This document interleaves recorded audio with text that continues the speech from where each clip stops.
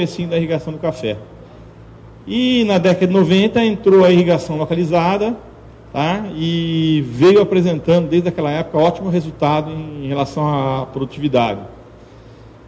Entrando no ano 2000, se expandiu para várias regiões produtoras, inclusive região que tinha menos déficit hídrico, porque a resposta era muito boa em termos de produtividade. Então a coisa cresceu demais em termos de irrigação de café. Agora eu vou falar especificamente de irrigação, né? O que é irrigação? Irrigação é a prática cultural que consiste em colocar a água que cada planta necessita, na qual a chuva não consegue suprir. Então ela vai fazer um complemento da chuva, tá? Para que cada planta consiga absorver a solução do solo sem que ocorra déficit de água e não comprometa a produção.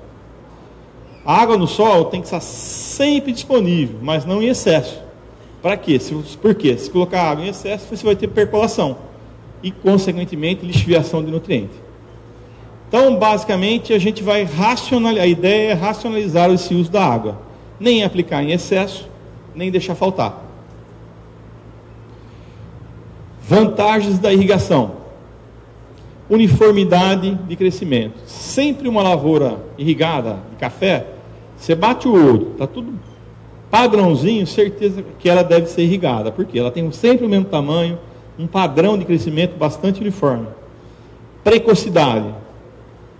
Então, a irrigação proporciona também precocidade ao café. Melhora na nutrição. Por que melhora na nutrição? Eu tendo água, a água é o veículo que faz com que os nutrientes entrem na planta. Se você tiver água disponível, sempre você vai estar disponibilizando o nutriente, desde que, lógico, você aplique o nutriente. Uniformidade florada.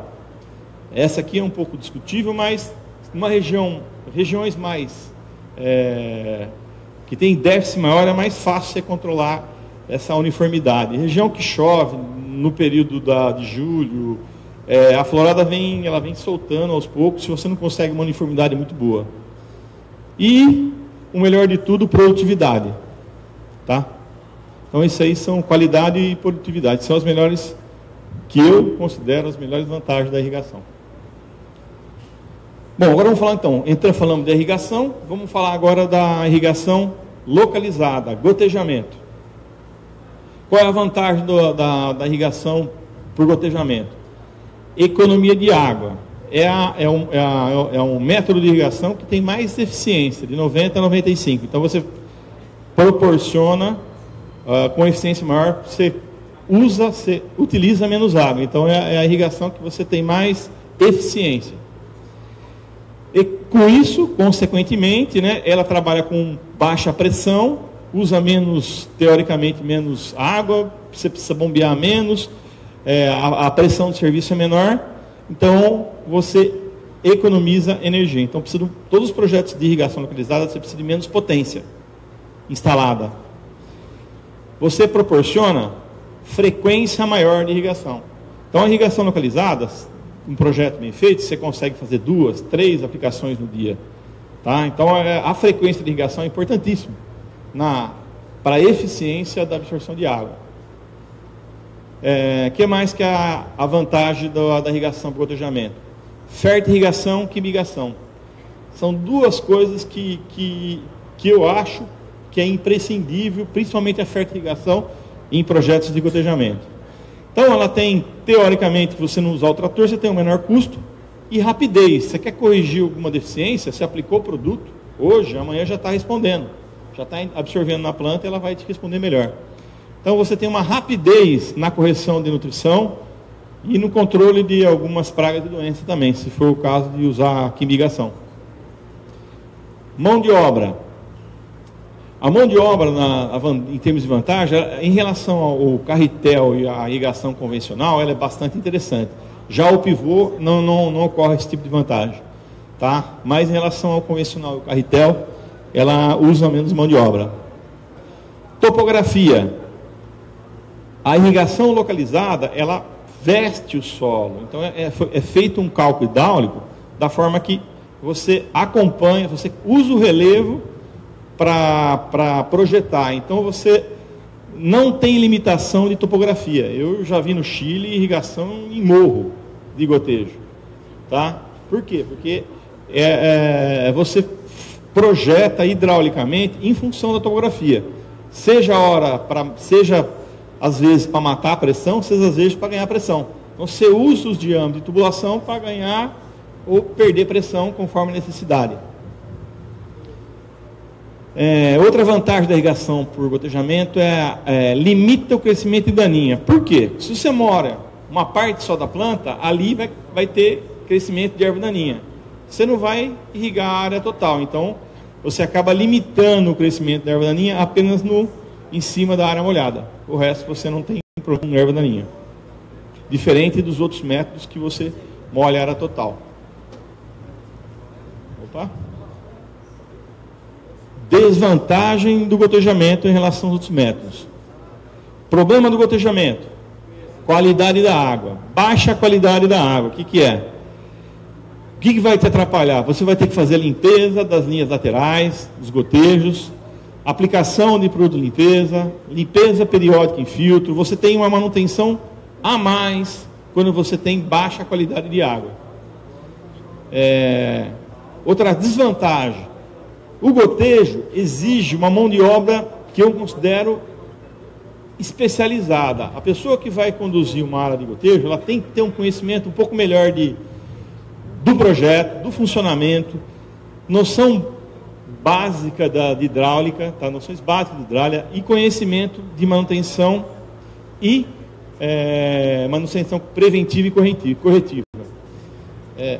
Toda a irrigação localizada tem manutenção, tem limpeza. Lógico que se você tiver uma qualidade de água mais baixa, é maior essa manutenção. Mas, de qualquer forma, ela tem que ser feita. Ataque de insetos e animais. Então, formiga, cupim, roedores, sempre acontece desses animais estar atacando o gotejador. Então, eles com a mangueira, você tem que fazer as emendas, as uniões, colocar as uniões para poder diminuir vazamento. Porque com vazamento é bem complicado, você vai começar a faltar pressão em algum ponto do sistema. E, nos casos mais severos, obstrução de gotejador. Tá? Por romper uma tubulação e a pessoa, sem ter a metodologia correta para abrir os sinais de ramais, para deixar a água sair, os recursos que o sistema tem, não faz isso, e toda essa sujeira no momento do rompimento de uma tubulação vai para dentro dos gotejos e a casa acaba complicando. Ou o problema de filtragem, um filtro não adequado, tá? E acontece bastante do filtro não adequado, não dimensionado, e essa sujeira parar tudo nos gotejadores. Então é isso que as desvantagens do gotejamento. Só voltando um pouco na qualidade da água, que eu acho importante, para a região nossa, pelo menos, o problema maior é ferro, tá? O ferro solúvel é o grande problema de qualidade de água. Depois eu considero matéria orgânica, sólido em suspensões, carbonato, sólido. Esse daqui é mais poço que tem esse problema às vezes sódio, às vezes de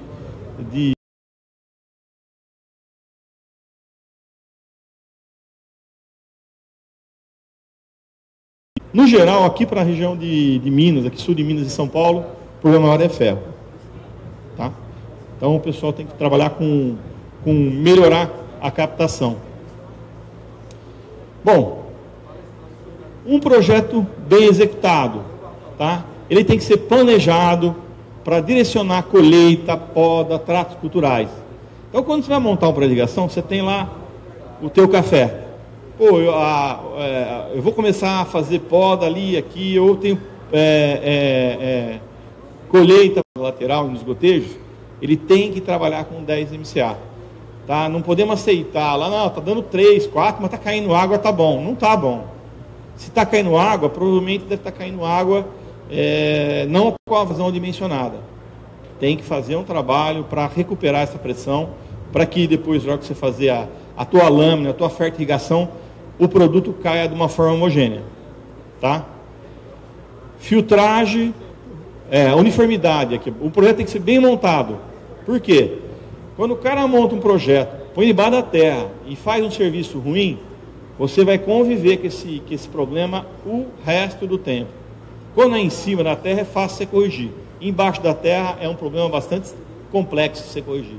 Você vai remendando aqui, remendando lá, mas nunca vai ficar uma coisa de boa qualidade. Uniformidade, bons materiais. O que é isso? É um gotejador, tá? É um gotejador de procedência, um gotejador que está estabelecido no mercado, é uma empresa de nome. Então não adianta falar, não, eu importei da China o gotejador, mas não tem marca, não tem... A gente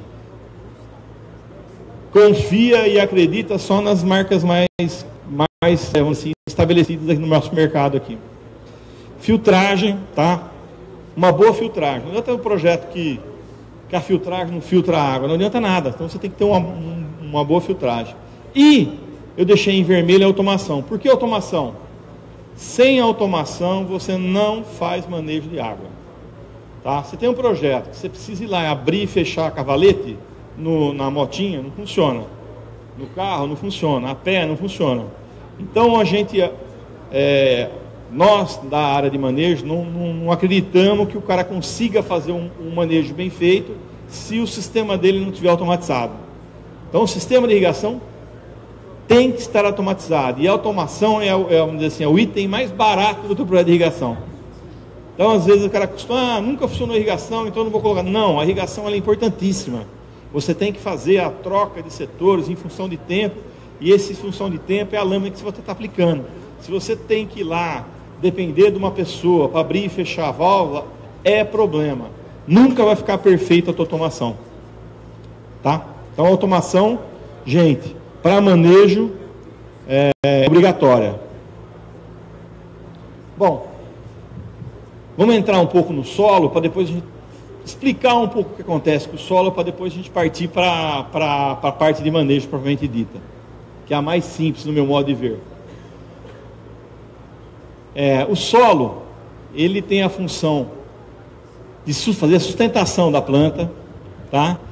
E a planta retira a solução água e nutriente em condições adequadas de temperatura, onde vai proporcionar um pleno desenvolvimento. Então o solo ele tem função de sustentação e de fornecer água e nutriente para a planta.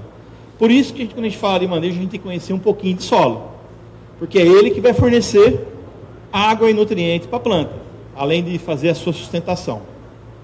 E o solo é formado do quê? De material mineral e orgânico, que em diferentes quantidades, formas de arranjamento. Então o solo é formado de partículas sólidas e orgânicas, tá? Que tem uma quantidade diferente em relação ao tamanho, formas diferentes, arranjamentos diferentes.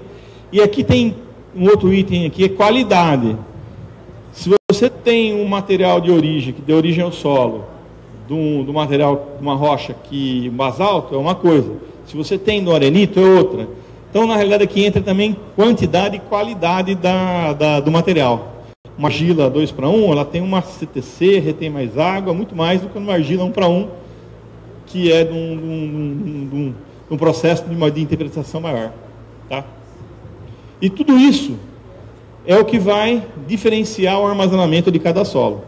Então, o armazenamento do solo depende dessas características aí. Próximo. Armazenamento de solução do solo. Água ou solução? A gente fala solução porque a água é mais nutriente. Tá? Então, armazenamento. A quantidade de água é dada pela umidade do solo e depende do alojamento e forma das partículas, como eu falei no slide passado. E a molécula de água ela é polarizada. A molécula de água é polarizada. Ela fica 2 hidrogênio de um lado e oxigênio do outro lado. Entendeu? Ela tem polos e é por isso que tem a atração. Então é atraída pelas partículas do solo, atuando em algumas componentes de força dessa atração. Então vamos falar agora sobre as forças que fazem com que o armazenamento da água no solo, tá? Então componentes de força que atuam no armazenamento de água do solo. Componente gravitacional, nada mais é do que a força da gravidade, tá? Que ela atua no sentido vertical, empurrando para baixo, tá? A gravidade sempre atua no sentido vertical, e empurrando para baixo. Essa é uma dos componentes de forças que atuam no armazenamento. Outra componente, a matricial. A matricial nada mais é do que a matriz do solo. Tá? É a parte sólida e orgânica do solo que vai, onde a água vai ficar absorvida, e também esse outro fenômeno que acontece chama capilaridade. Ela caminha nos poros dos arranjamentos de todo o material sólido do solo. Tá? Então, na realidade, a matricial é o que vai ocorrer o fenômeno de adsorção, que ela vai ficar encostada nas argilas, e na capilaridade ela vai conseguir caminhar entre esse material sólido do solo. Componente osmótica. A componente osmótica está ligada aos íons livres na solução do solo. Tá? Você sabe que a solução do solo tem íons, tá? Os sais, na hora que entra na solução, eles dissociam e vai provocar essa componente osmótica. E a componente de pressão, que é o quê? É quando você está com o solo saturado. Então, na realidade, o peso da água em cima da outra água. A pressão com que a camada de água faz em cima das camadas superiores em relação às camadas inferiores. E o potencial total de forças é a soma de todos esses componentes. Bom, falamos do que faz com que a água fica presa no solo, que é de armazenamento, né, que fica no solo. Agora vamos falar da movimentação da água. A água sempre sai do potencial maior para um potencial menor. O potencial maior é o solo, tá? E ela sai desse potencial, vem para a raiz, folha, atmosfera. Esse é um caminho natural que a água faz. E ela vai espontaneamente do solo até a atmosfera, tá? Procurando sempre um estado de energia, tá? Menor. E que no caso vai ser a atmosfera, tá? Então a água caminha do solo para a raiz, folhas, atmosfera. Esse é um movimento espontâneo, tá? Por diferencial de potência. Diferencial de potência. Aqui tem uma figurinha bem esquemática aqui, essa figurinha bem tradicional, que é a movimentação da água. A água sai da raiz, sai do solo para a raiz passa no tronco, vai para as folhas, entra na atmosfera, que tem a atmosfera, chove, a precipitação cai no solo, e esse ciclo da água é o tempo todo sem parar. Tá? Então a planta, na realidade, o que fica de água na planta é muito pouco. O que circula é muita coisa, mas o que fica na água, na planta, é muito pouco. Praticamente para produção e folhas e manter o sistema radicular túrgido, né? Mas na realidade o que circula de uma planta de citros, de café, é uma quantidade enorme de água que está o tempo todo bombeando. Sai do solo para a planta e a atmosfera. Oi? Aí na planta quase nada, muito pouco. Muito pouco. Bom, vamos lá. Para você determinar esse armazenamento, a gente tem algum recurso. Qual é o recurso que a gente tem hoje mais fácil aí? É a curva de retenção, curva característica. O que você vai determinar com ela? O ponto de murcho permanente, a capacidade de campo, tá? A diferença entre a capacidade de campo e o ponto de murcho, você vai ter o armazenamento, tá? Multiplicado, obviamente, para a profundidade. Até onde vocês querem, profundidade do sistema radicular. Até onde vocês querem explorar a tua irrigação, onde é que está localizado o sistema radicular. E tem esse outro item aqui, que é água facilmente disponível, que é água, armazenamento multiplicado por esse fator, que é um fator onde é que a água praticamente que a planta quase não gasta energia para absorver essa água. Vamos para frente que não vou falar. Então, capacidade de campo é a umidade do solo, onde a pressão matricial mais a pressão osmótica é igual à gravitacional. O que é isso? Choveu lá, 100 milímetros. A água começa a descer.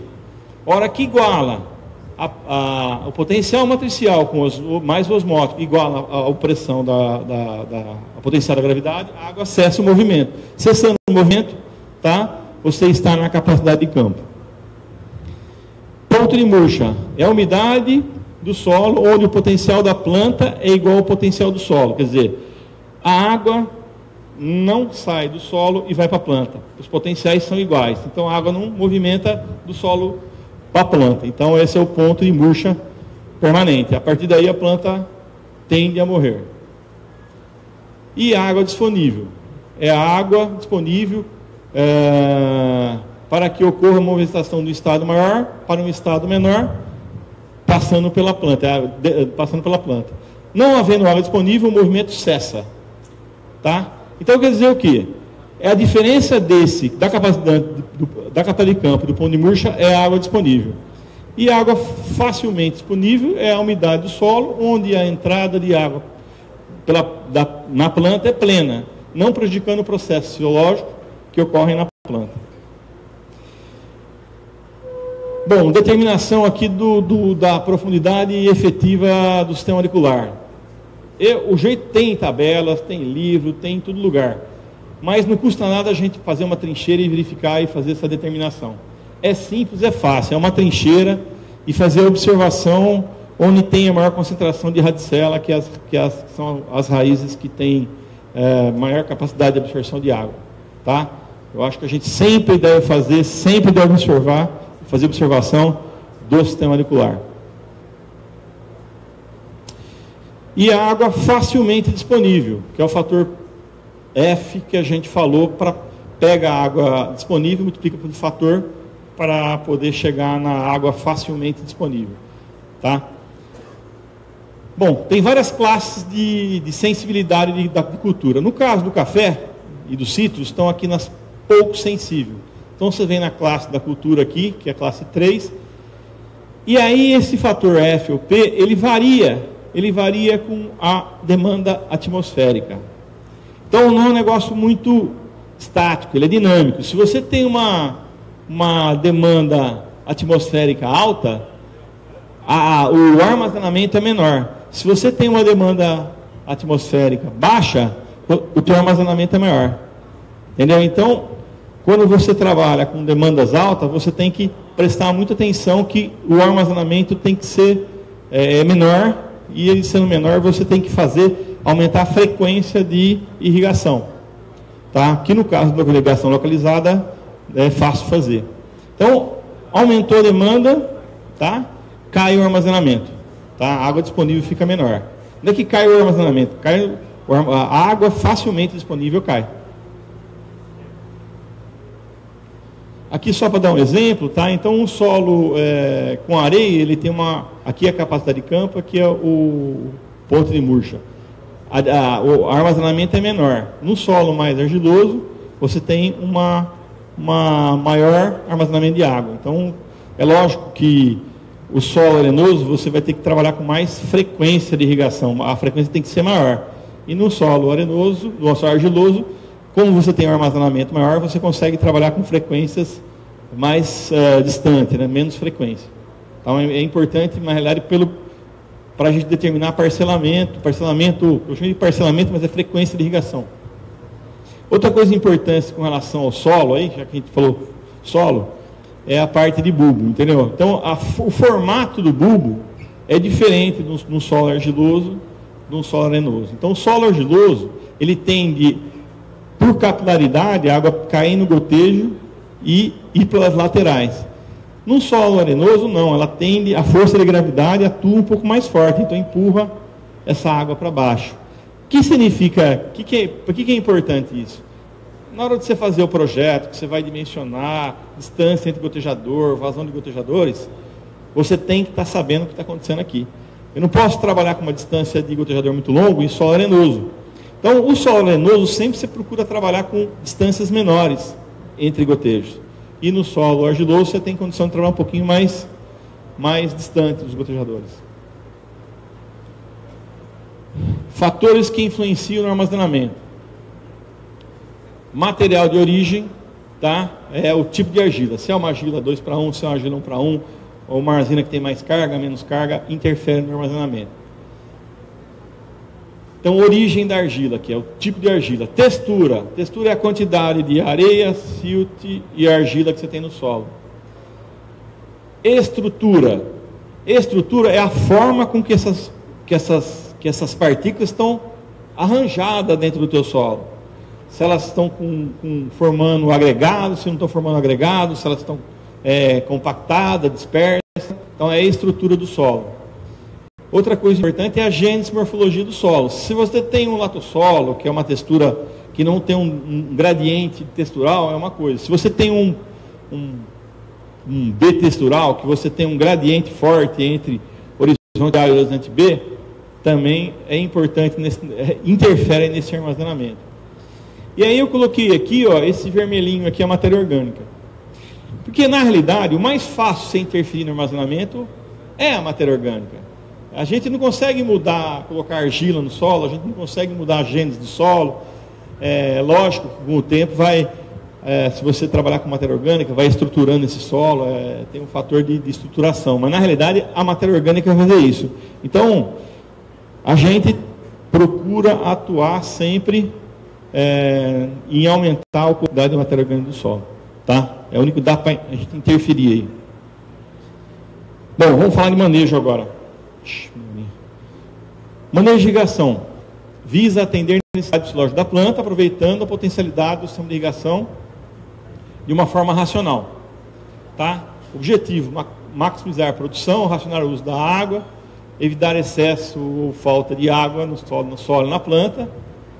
Com isso, eu racionalizando a água, eu racionalizo energia. E otimizar os nutrientes. Porque, na realidade, a gente fala em nutrientes, não sou eu que vou falar, vai ser o Humberto, daqui para frente, mas toda planta tem as marchas de absorção de cada nutriente. E você consegue otimizar isso com o sistema de irrigação. Entendeu? Então, o nitrogênio é mais importante no início, na floração. Coloca mais nitrogênio. O potássio é mais importante no final. Tá? Da maturação do café. Então, eu vou trabalhar com potássio. Então, você consegue, com a irrigação de gotejamento, fazer isso. Então, é um dos objetivos que a gente tem que fazer nisso aí também. Método de irrigação. Tem método de irrigação baseado na planta, tem método de irrigação baseado nas condições atmosféricas, tem método de irrigação baseado no solo. Tem melhor, tem pior? Não. Tem os bem aplicados e os mal aplicados. Todos funcionam, desde que aplicado corretamente. Na planta, aí tem potencial da água na folha, tem estimativa de transmissão por sensores, fluxo de seiva, resistência tomática, tem forma de você avaliar isso. Baseados em condições atmosféricas. Também tem um monte, falar a verdade para vocês, mas a gente colocou o básico e o que mais usa. Seria o classe A e a estação meteorológica, tá? Tem outros, tem vários autores, várias citações, mas eu acho que o mais utilizado é o que nós vamos usar esses dois aqui, o mais fácil. E baseado no solo, tá? Por peso. Então, por exemplo, o cara vai lá, pega o solo úmido, pesa o seco, ele vê a diferença, ele acha a umidade e depois completa de água. Então, ele é trabalhoso, mas funciona. Lisímetro. Você montar um lisímetro. Lisímetro é um reservatório onde você vai ter uma planta em cima e por diferença de peso que a planta perde água, você vai calculando a quantidade de água que perde. Tem geometria e outros métodos, tá? A gente vai falar um pouco mais para frente aí. Isso aqui é uma câmara de Scholander para medir tensão da água na folha. Esse aqui são sensores de medição de fluxo de seiva e tem um monte de outras versões. Eu nem vou colocar aí. Na realidade, essas várias formas aqui ainda estão muito restritas à pesquisa. Tem pouca gente ou quase ninguém fazendo esse tipo de coisa. Tá? Então, não vamos nos ater muito a ele. Baseado nas condições atmosféricas. Então, nós estamos querendo fazer estimar evapotranspiração de referência. Método classe A. Tá? Então, a evapotranspiração de referência é igual a evaporação do classe A versus esse coeficiente. O que é esse coeficiente? Esse coeficiente depende da grama que está plantando em volta, da velocidade do vento, da umidade relativa. Tá? Como é que você calcula isso aqui? Então, tem tabelas também publicadas, tem várias tabelas, fácil achar, tá? Na internet, aí você acha a tabela e aplica esse KP aí para corrigir a evapotranspiração do tanque e transformar em evapotranspiração de referência aí. É um método bastante utilizado.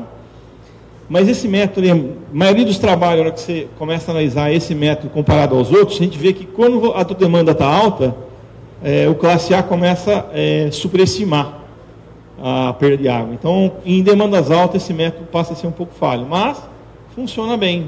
Na maioria do ano, ele é bem interessante.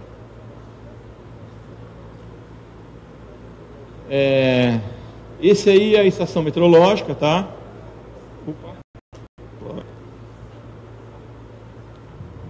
É o método recomendado pela FAO, tá? Ele é muito mais preciso, é muito mais interessante. Ele tem sensor de umidade relativa, de temperatura do ar, velocidade e radiação, tá? Além do pluviômetro. Tá? Então, é bem interessante, não é tão caro, eu acho muito barato em relação ao projeto de irrigação, e eu acho que é imprescindível você trabalhar e manejar a tua cultura com um equipamento desse. Eu acho que o pessoal fala assim, custa 15, 20, pô, mas a irrigação você gastou 200, 300, 400, que custa isso? Se você vai economizar água, se você vai fazer um trabalho bem feito, se você vai aproveitar adubo. Então, na realidade, eu acho que custa muito barato. Mas, na maioria das vezes, o cara faz o investimento em irrigação, na hora de comprar uma estação meteorológica, acabou o dinheiro, não tem, mas vale a pena fazer o investimento, tá?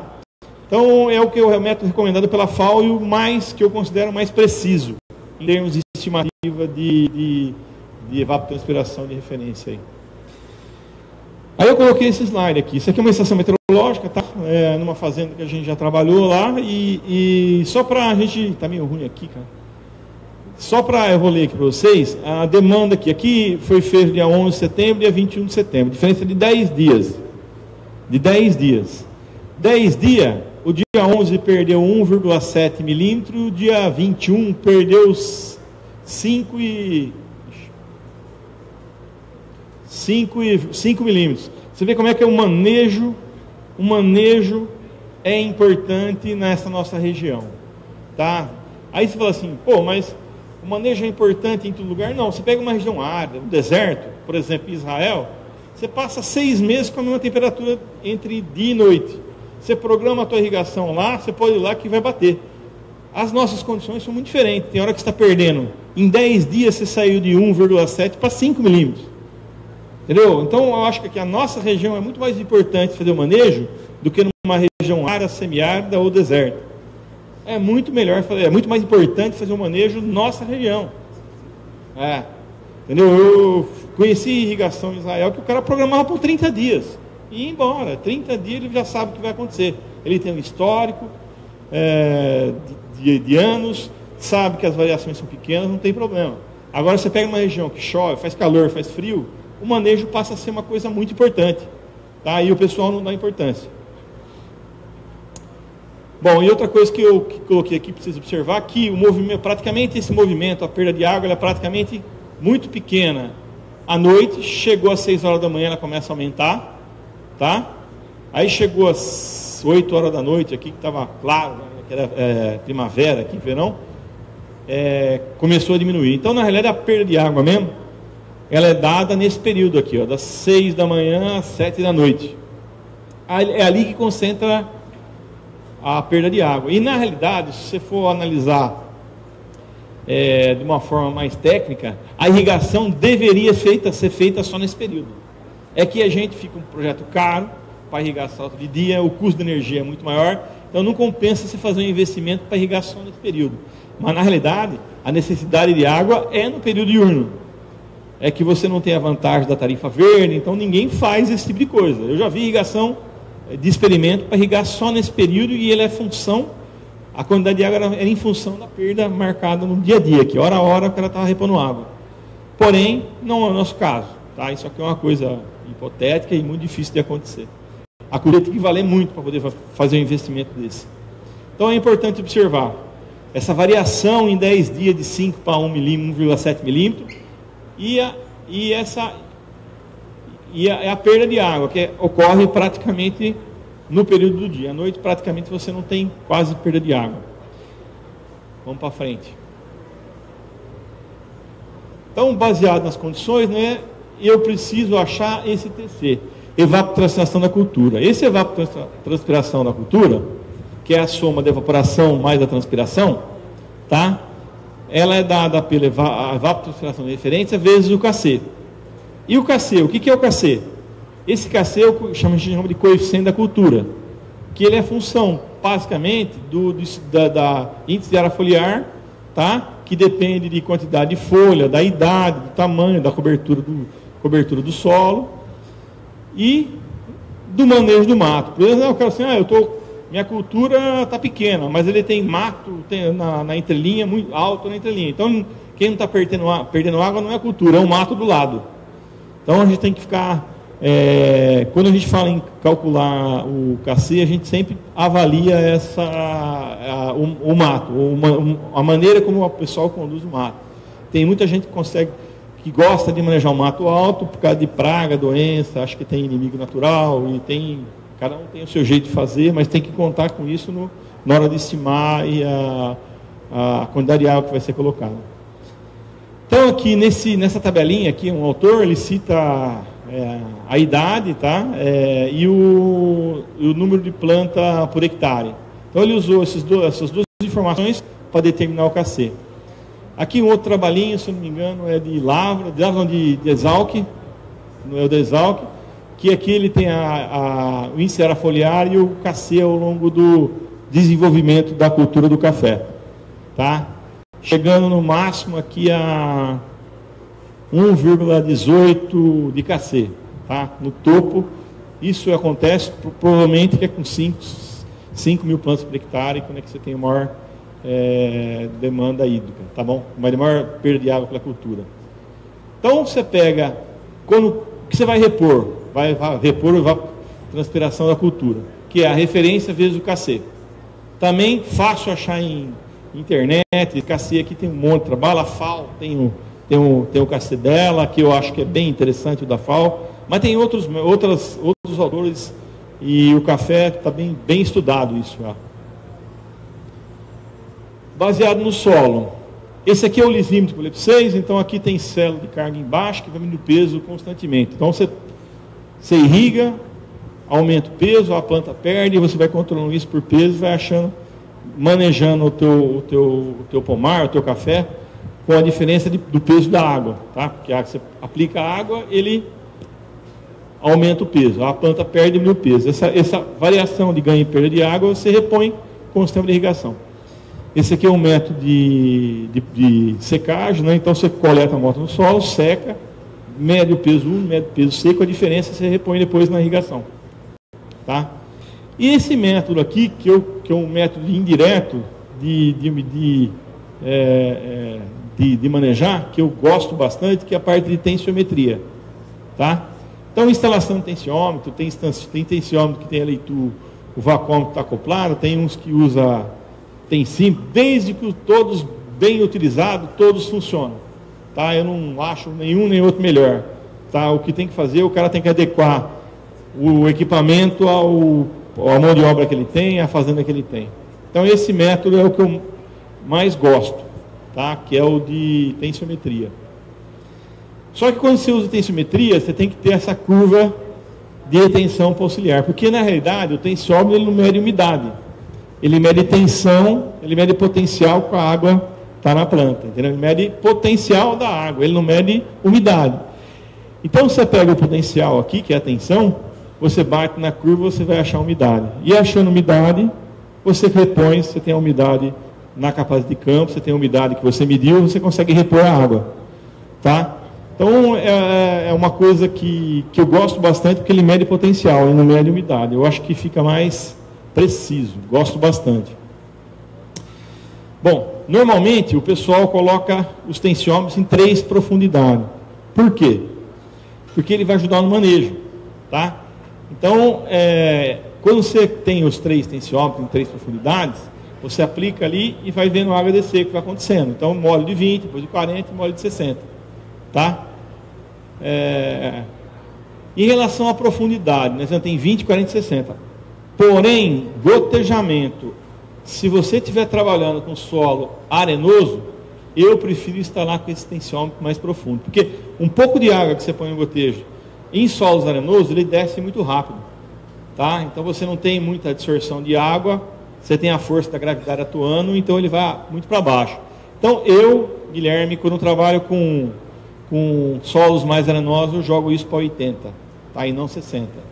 E depois a gente vai falar do manejo dessa água, saber por que é importante essa profundidade mais elevada. Então, tensiômetro para mim é uma coisa bastante interessante.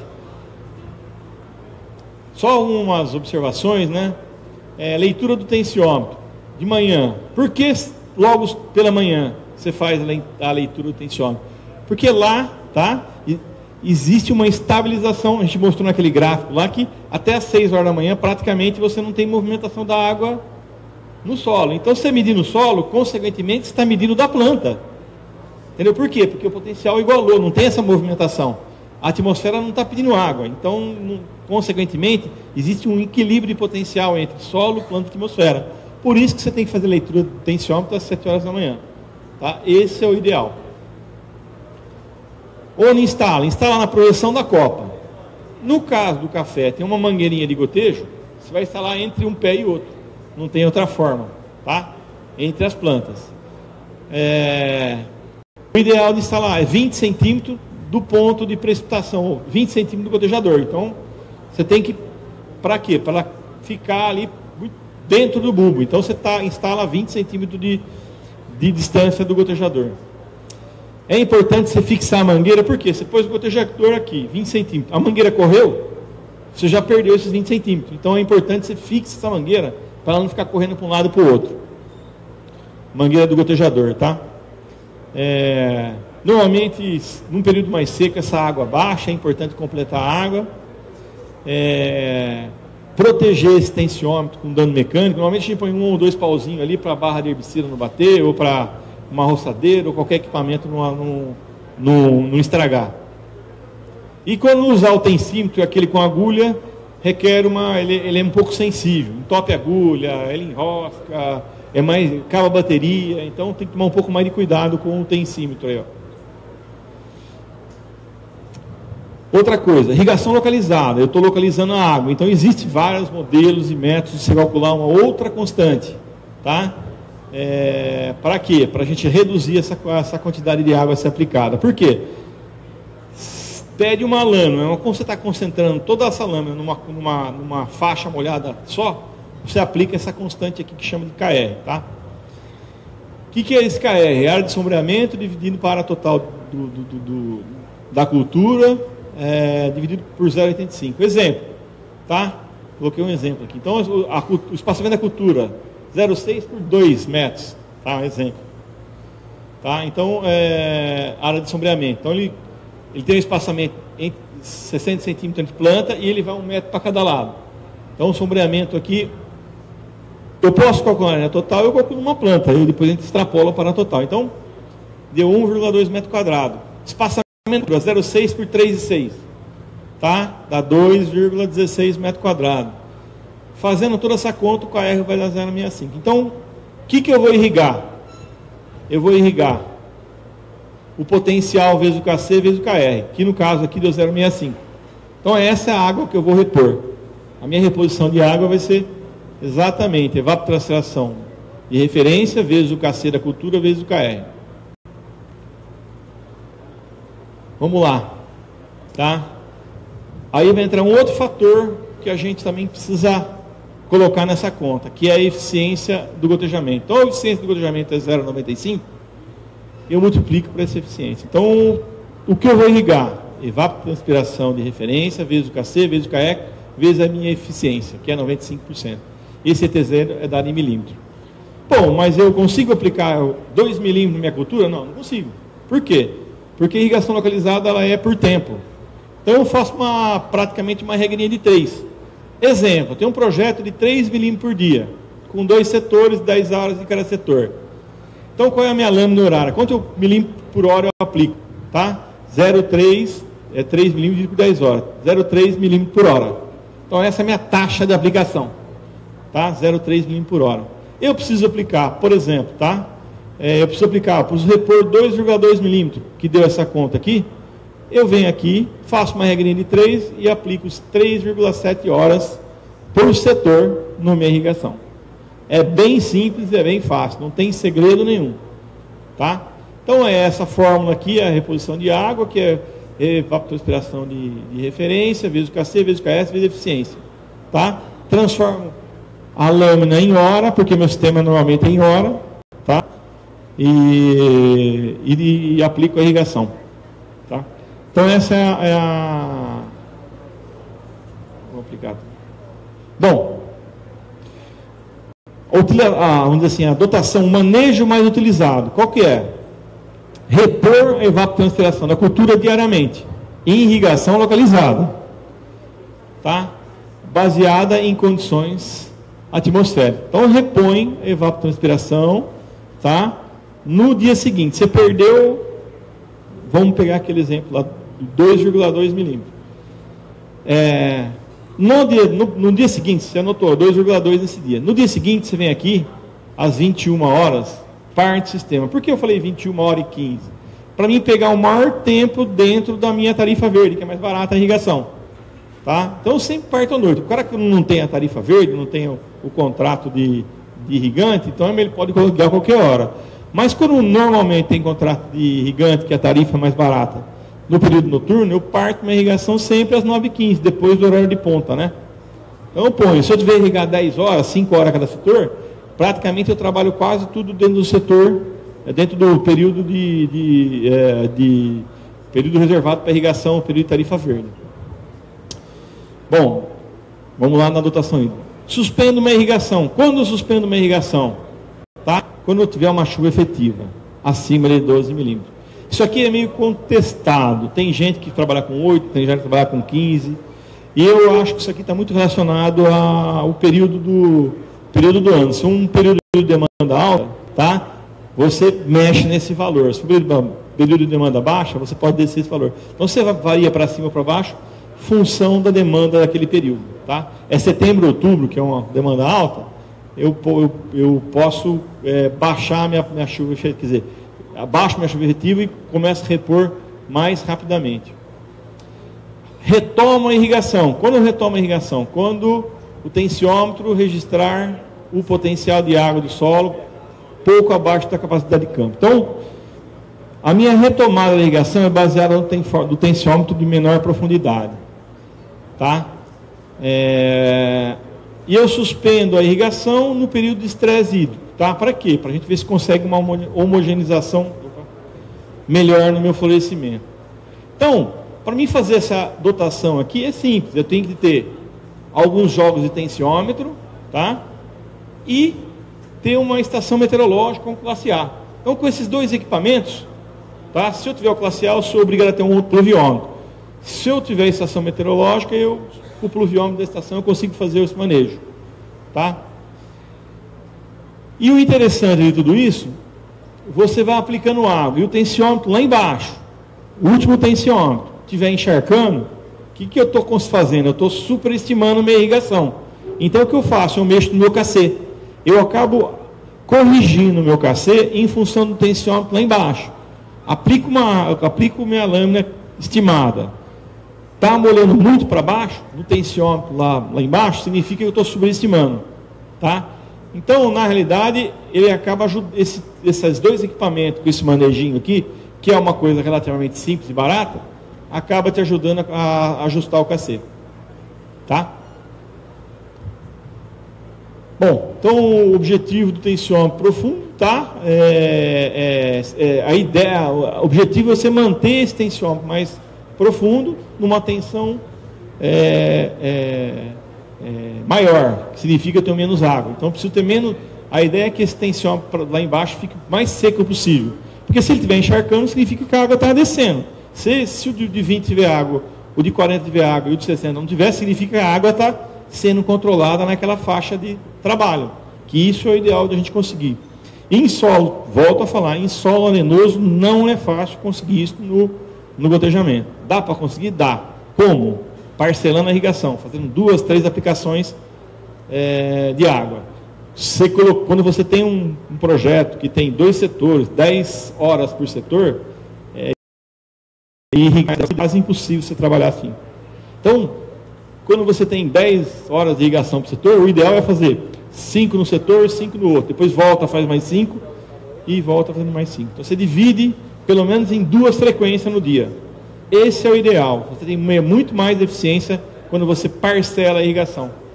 Na realidade, os projetos de irrigação que são instalados no Brasil não tem muito essa capacidade de você parcelar 7, 8 vezes no dia.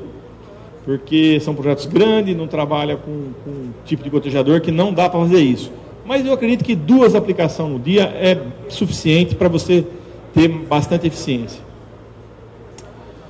Bom, no período de estresse a gente corta a irrigação, né, para ver se consegue alguma homogeneização maior de florada, só que aí quando você corta a irrigação, tem que ficar muito atento e muito esperto para não ocorrer desfolha. Tá? O objetivo, a gente quer estressar, mas não quer que ocorra desfolha. Tá? Porque desfolha você vai prejudicar a próxima safra. E na quebra de estresse, tá? A gente tem que fazer o quê? A gente tem que completar todo o nosso bulbo com água. Então, sempre quando você quebra estresse, você chega no armazenamento, o que eu preciso para sair do ponto de murcha para chegar na camada de campo? Você calcula o volume de água que você precisa, a lâmina que você precisa e aplica. Então, sempre na quebra de estresse, a gente costuma fazer uma aplicação para sair da camada de campo para sair do ponto de murcha até chegar à camada de campo. Então, o volume de água é sempre maior nessa quebra de estresse aí. Aqui é um grafiquinho clássico de manejo, né? Eu tenho chuva, período de estresse, quebra de estresse, dormência aqui, né? Eu manejo mantendo sempre para baixo aí da capacidade de campo. Tá muito ruim, muito pequeno para ver, não dá para ver não. Influência do manejo. Então a planta tem influência onde? Né? No sistema radicular, entendeu? O índice erafoliar, a atividade metabólica de raiz e genética. Influência do solo, a textura, a estrutura, a matéria orgânica, que é o armazenamento. Influência atmosférica. O que influencia? Tá?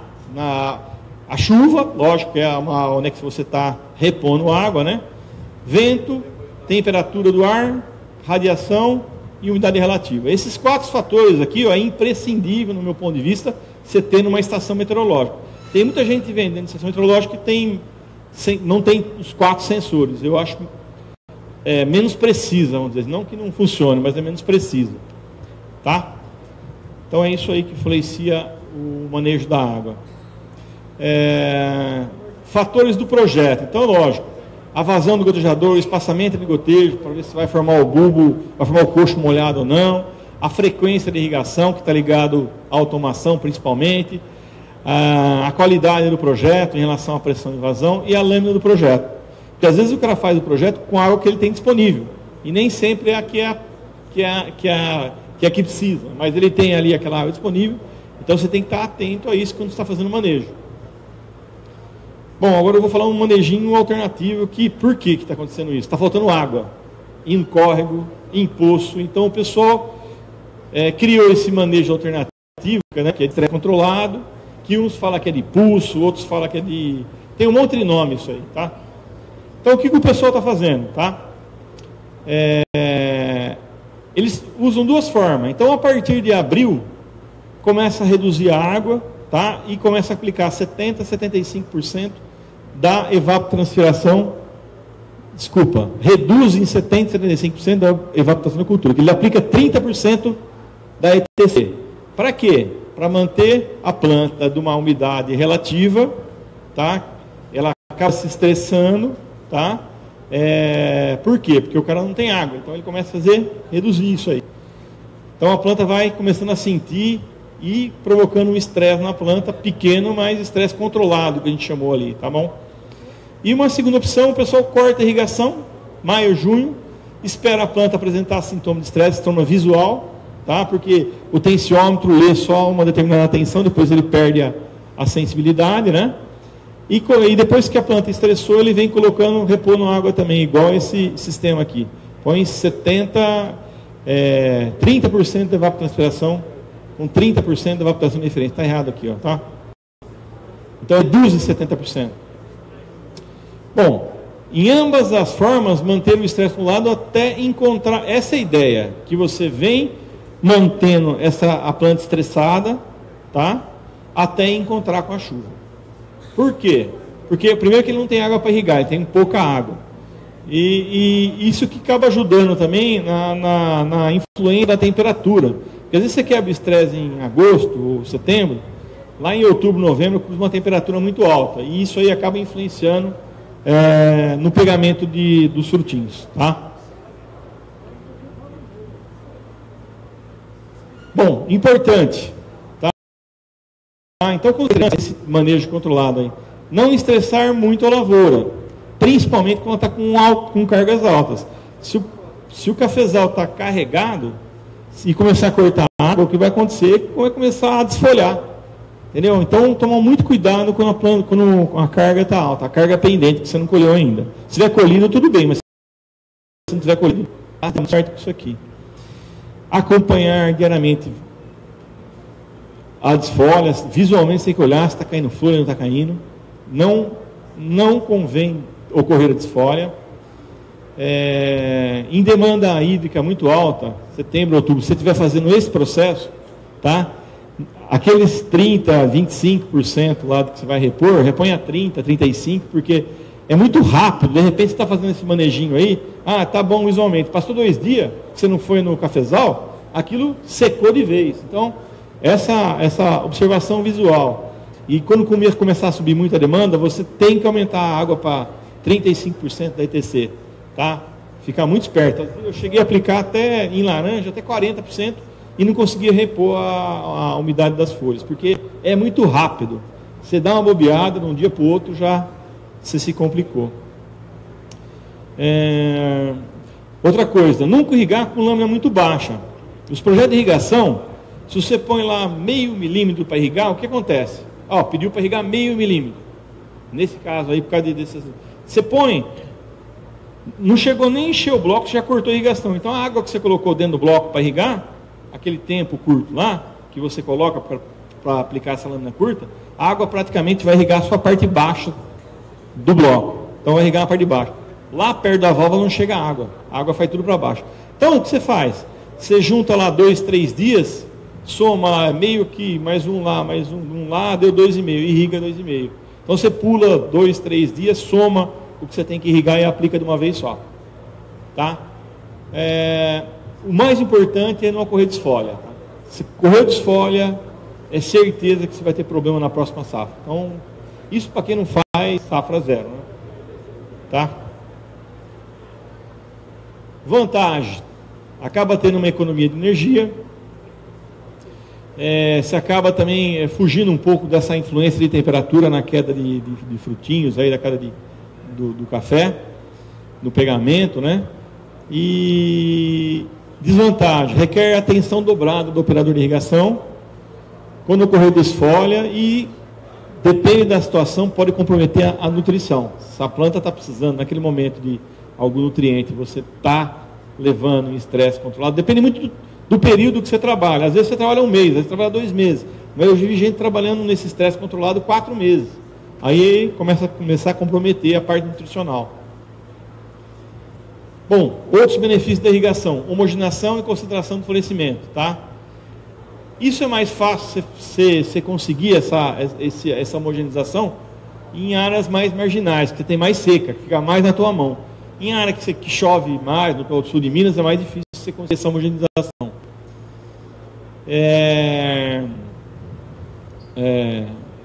Outro benefício, tá? Que é o pegamento, a quantidade de flor. Então, alguns autores estavam vendo na literatura, falam em 50% de lavouras, quando é uma lavoura excepcional, e 30% a 40% em geral. É a média do pegamento, do vingamento das flores.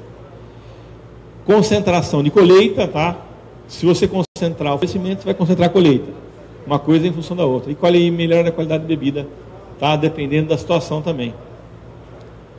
Bom, para terminar, esse aqui é o último slide, gente.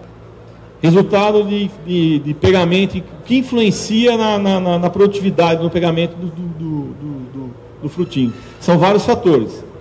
A irrigação vai trabalhar aqui, ó, disponibilidade hídrica. A irrigação trabalha aqui. A gente não trabalha com temperatura, a gente tem a carga pendente interferindo nesse resultado, a gente tem a nutrição de planta, entre outros.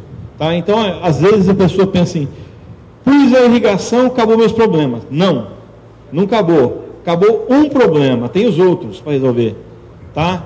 Então, é importante que o pessoal esteja consciência que a irrigação ela vai acabar com o déficit hídrico, ponto, e não resolver o problema da cultura, tá? Então, outra coisa que eu queria falar para vocês, assim, ó, irrigação por gotejamento, obrigatoriamente tem que ser acompanhado de fertirrigação. Isso aqui é importantíssimo. Por quê? Porque eu estou falando em manejo de água, estou pondo água no bulbo, mantendo água no bulbo. E se não tiver raiz no bulbo? Adianta alguma coisa se não tiver raiz no bulbo? Não vai acontecer nada, não vai absorver nutriente, não vai absorver água. Então eu tenho que na palestra minha, a palestra do Humberto, para os próximos palestrantes aí, você tem que criar raiz no bulbo. E criar raiz no bulbo é nutrição. É nutrição.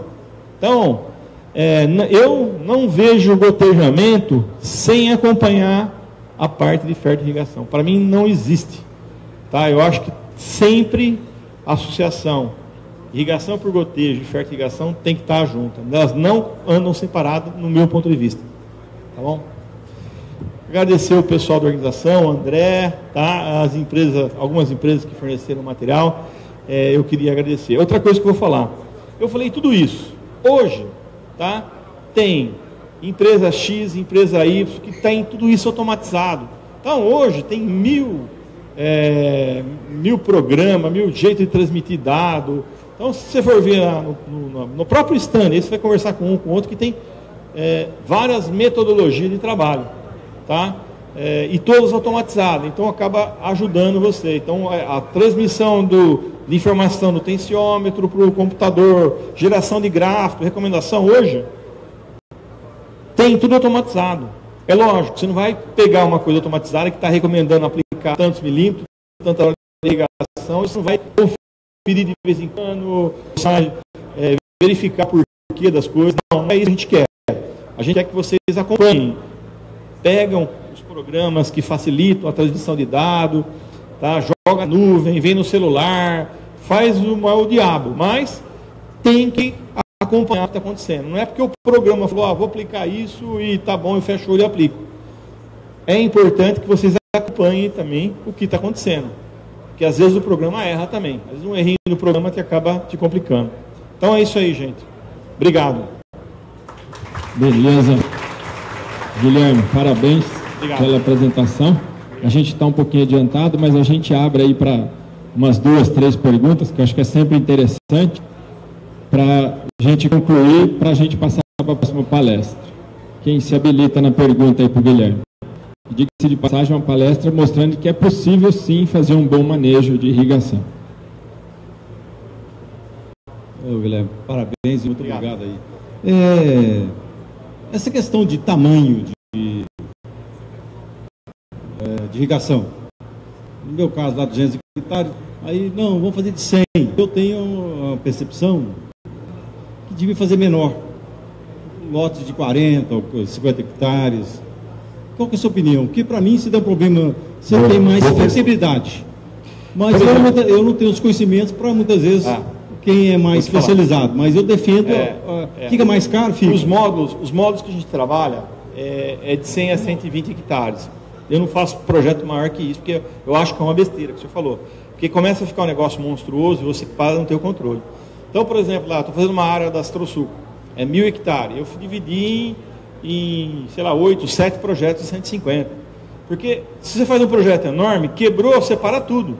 Então, você faz projetos menores, é mais fácil o controle, é mais fácil observar, procura dividir seus projetos em função das variedades, de locais, de distância de água, entendeu? Faz a movimentação dessa água, às vezes tem água ali, faz um reservatório lá, porque às vezes compensa fazer um reservatório no meio da área, concentra, quando você faz mais o projeto, tenta concentrar toda a tua captação, tua fertirrigação num ponto único, porque você aplica a fertirrigação nesse projeto, você virou aqui, está outro projeto do lado aqui, então planeja teu projeto, tudo para facilitar o operacional seu, principalmente fertirrigação e o manejo da água do teu controlador, tá?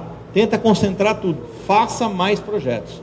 Numa área menor dessa, falando para você, se for 40 hectares, 4 projetos de 50 hectares, 200 hectares, para mim estaria excepcional. Eu prefiro muito mais, é mais fácil, as tubulações são menores, a parte de manutenção corretiva, estourou um tubo de 300 milímetros, é uma coisa. Você estourou um tubo de 125, você vai em qualquer lugar.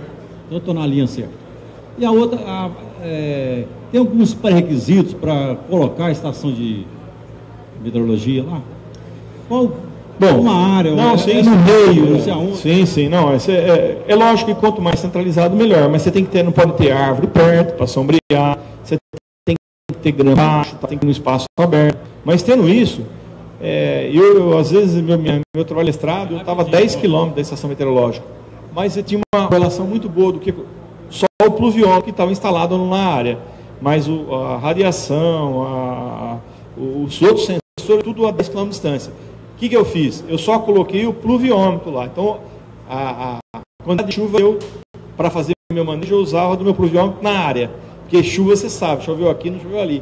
Então, você sempre coloca o pluviômetro na área. Agora, se quiser distante, não tem problema. Tranquilo. Até 5, 6 quilômetros, não tem problema nenhum. Eu só queria saber, desculpa a ignorância, no estresse controlado seu, no estresse controlado que você comentou, você falou que 70%, 75% de ETC. Não, eu falei, está errado.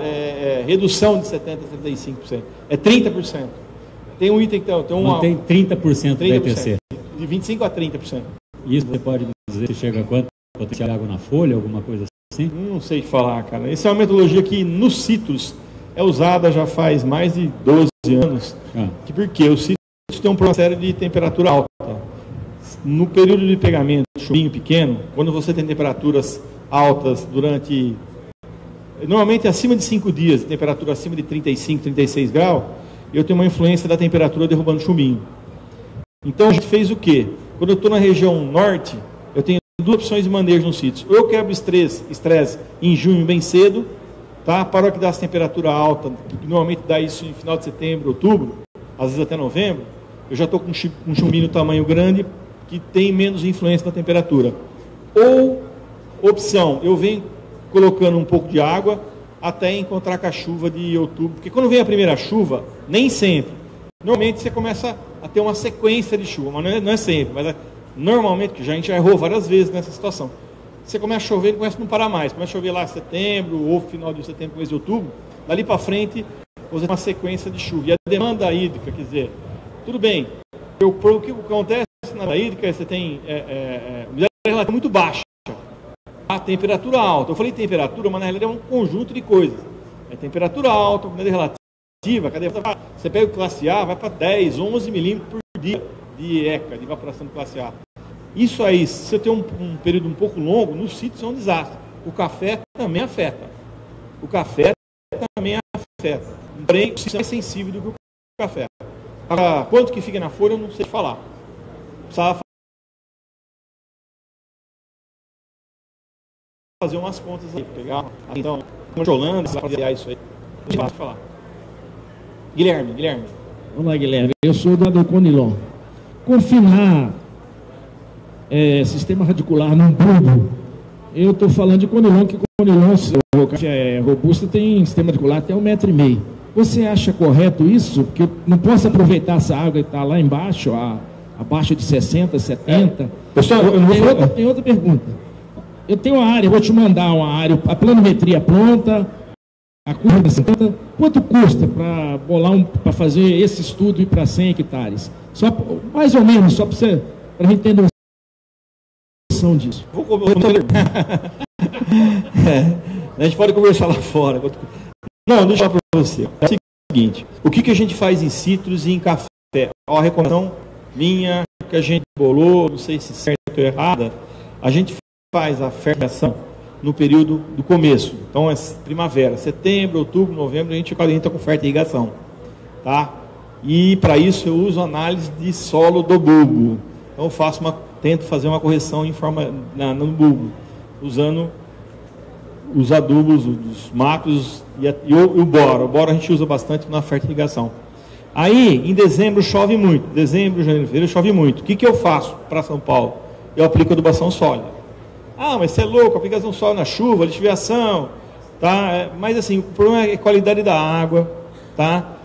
começa a chover, as águas ficam muito ruins, filtragem, começa a dar problema em filtragem, começa a ter problema de às vezes até entupimento de gotejo. Então eu procuro não usar a irrigação nesse período chuvoso. Então a gente faz uma sola. Lógico, se eu tiver condição financeira, eu faço uma de liberação lenta. Ficaria melhor, tá? Fica melhor porque você não... esse seria ideal. E depois em março, abril, eu volto com a oferta de irrigação. Fevereiro, março, abril, eu volto com a oferta de irrigação. Porque começa a ficar escassa a chuva, eu tenho que complementar de água, eu estou complementando de água, eu estou complementando com nutriente. Tá? Sempre que eu estou por água, eu prefiro ir com nutriente. Então, basicamente assim, e aí acontece, eu saio do meu...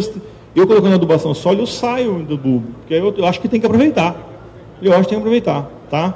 Agora, é lógico, você está numa região Espírito Santo. Eu tenho, por exemplo, um trabalho em Limão, no Nordeste. Lá o cara quer florar o ano inteiro, então acontece, lá eu quero concentrar a bulba, eu quero que a raiz fique lá, eu quero que ele tenha pouca raiz. Então é outro manejo diferente, cada um tem a sua situação. Eu quero ter a ponta na mão, então eu quero toda a minha raiz dentro do bulbo. Então são situações diferentes. No teu caso, não. No teu caso, você quer abrir o sistema radicular, tem que aproveitar, porque você tendo sistema radicular longo, você está chovendo, está aproveitando. Você não está irrigando. Não tem dúvida nenhuma. Você tem experiência de aplicar num plantio, plantou café, plantio novo, lavoura nova, de herbicida pré-emergente, um Gol BR via água de irrigação localizada? Não. Ou alguém tem? Não, herbicida eu nunca vi. Não, alguém tem da único herbicida, viu? Você tem, Oscar? O único herbicida que aplica, a gente aplica quando tem irrigação enterrada, que eu tenho problema de intrusão do sistema radicular. Aí eu tenho trifluorina para aplicar, mas para manejo de controlar uma erva daninha assim, eu não sei. Mas eu acho que assim, eu acho que talvez até para controlar um pré-emergente aí, o Allium aí, que é da Bayer aí, para sementeira, talvez poderia ser que para controlar o mato na linha ali, né, no bulbo, né? Porque ali na realidade acontece o seguinte: você está irrigando ali, está seco, aquele lugar ali está vindo mato sem parar. Você está pondo água e nutriente, e aquilo lá vira uma... Então, é uma ideia aplicar. Nunca fiz, eu fiz já com inseticida, fungicida, como faz normalmente no café, mas herbicida eu nunca fiz. Guilherme, muito obrigado pela atenção. A comissão organizadora agradece. Obrigado. Uma salva de palmas. E a gente passa para o Fernando, o próximo aí.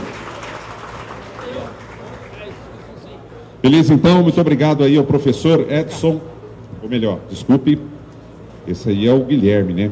Então, pessoal, seguinte, alguns recados aqui antes de passar para a próxima palestra. Lembrando que no dia 6 de abril, olha só, a gente tem o 11º encontro de cafeicultores de São Gotardo e região, no dia 6 de abril lá em São Gotardo, hein? E o dia de campo do Santinato aí e demais pessoas, esse mesmo, no campo experimental Francisco Pinheiro Campos, na Assopatos, certo? No dia 29 de abril. É o seguinte, a hora que vocês forem passear nos estandes aí, tem uma novidade esse ano aqui na feira, que é relacionada à cafeicultura, que é muito interessante, que é uma tecnologia nova de secagem de café, 100% automatizado, sem precisar espalhar no terreirão, sem se preocupar com a chuva na safra, que é da Redivo, tá? Tem o stand da Redivo lá, que chama Coffee Special Line, é uma tecnologia que está revolucionando a secagem